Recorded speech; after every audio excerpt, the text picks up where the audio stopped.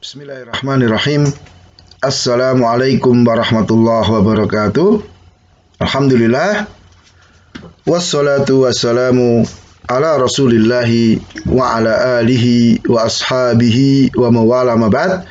Anak-anakku yang berbahagia, semoga kalian dalam keadaan sehat, mendapatkan taufik sehingga memiliki semangat untuk mempelajari agama ini. Kita masuk di pembahasan zakat yang ketiga, yaitu zakat emas, perak, dan barang dagangan. Nah,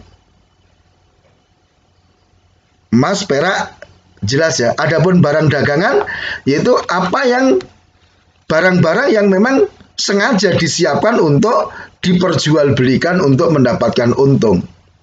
Maka tadi misalnya ketika kita belajar tentang apa zakat binatang ternak kan hanya 3 sebetulnya. Tapi kalau misalnya kita pelihara ayam diniatkan untuk jual beli agar mendapatkan untung, maka itu terkena zakatnya adalah berdasarkan zakat perdagangan ya. Nah, barang dagangan. Oke. Kemudian anak-anakku yang saya muliakan, syarat wajib zakat emas, perak, dan surat berharga. Surat berharga ini uang misalnya, ya uang atau misalnya cek, ya alat-alat pembayaran. Maka di sini syarat wajibnya seseorang terkena zakat emas, perak, dan surat berharga itu ada 3, yaitu apa? Islam, dia Muslim, mencapai nisab, yaitu mencapai berapa batas minimal harta yang dia miliki, kemudian haul ini waktu ya. Kita lihat di sini ya tentang nisab dan besarnya zakat. Emas nisabnya itu 85 gram. 85 gram. Haulnya setahun. Jadi seseorang memiliki emas 85 gram selama 1 tahun, maka dia wajib mengeluarkan zakat sebesar berapa? 2,5%. Perak itu nisabnya 595 gram. Ketika dia memiliki emas sebanyak ini selama 1 tahun, maka dikeluarkan zakatnya 2,5%.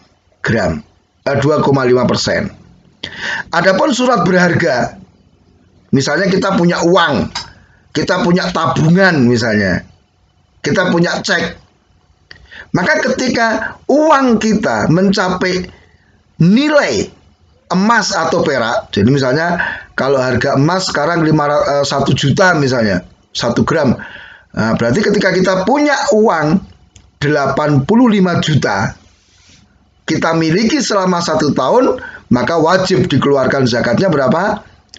2,5%. Itu. Ya, jadi nisabnya apa? Nisab surat berharga itu uang dan yang semisalnya itu adalah sama dengan nisab emas atau perak. Jadi lihat harga emas berapa atau harga perak berapa. Nah, uang kita kalau untuk beli emas sekian itu sudah cukup atau belum? Kalau sudah, kemudian kita miliki selama 1 tahun, maka wajib keluarkan zakat sebesar 2,5%. Adapun zakat barang dagangan, ya, yang dimaksud dengan barang dagangan itu adalah barang-barang yang dipersiapkan untuk diperjualbelikan dengan tujuan mendapatkan laba, mendapatkan untung. Maka misalnya apa? Kita punya pakaian, punya baju, memang sengaja untuk dijual belikan misalnya.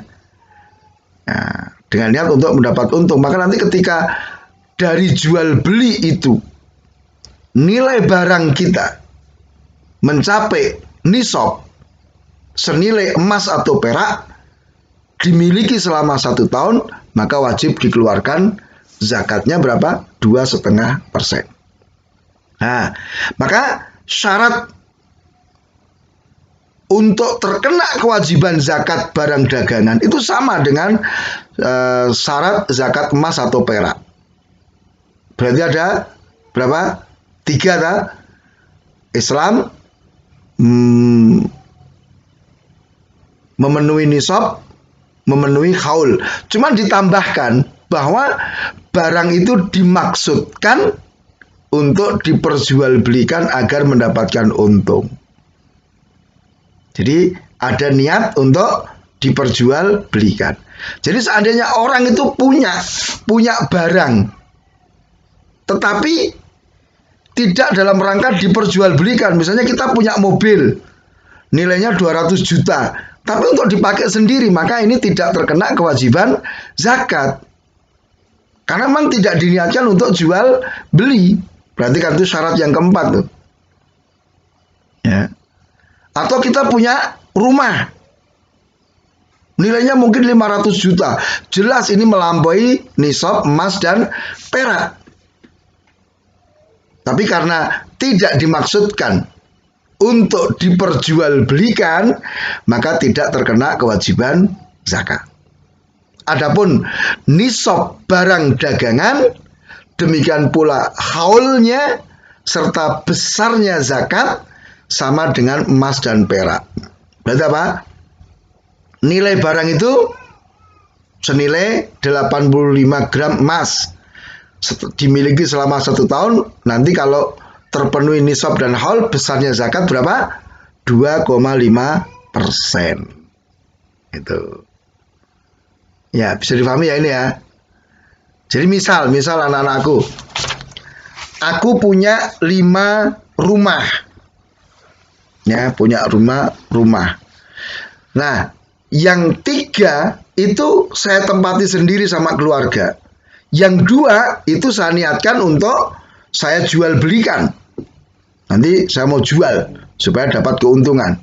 Maka di sini yang terkena kewajiban zakat berapa rumah? 5 atau 2? 2 saja. Karena yang 3 tadi apa?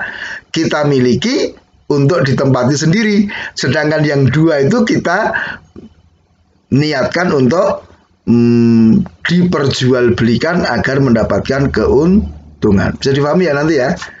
Oke. Demikian, mudah-mudahan bermanfaat. Subhanakallahumma bihamdika asyhadu an la ilaha illa anta astaghfiruka wa atubu ilaik. Wassalamualaikum warahmatullahi wabarakatuh.